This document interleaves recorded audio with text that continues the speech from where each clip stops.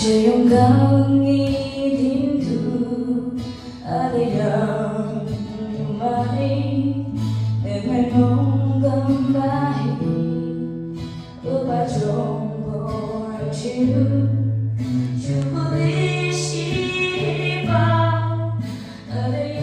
有那速度的爱样，迷雾一万的。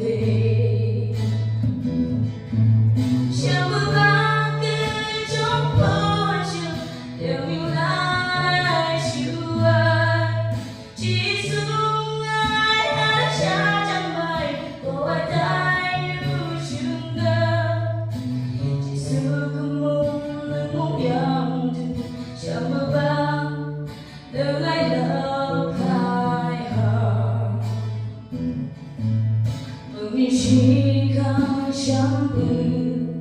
把我弄出，percent jadi ada, ada dari ada, percent 休息下来，有你了爱之外，带着我，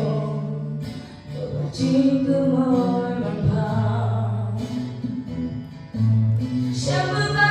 各种破旧，有你来习惯，寄宿爱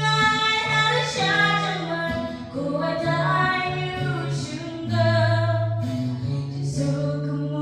个梦样子，想不把能来了开行，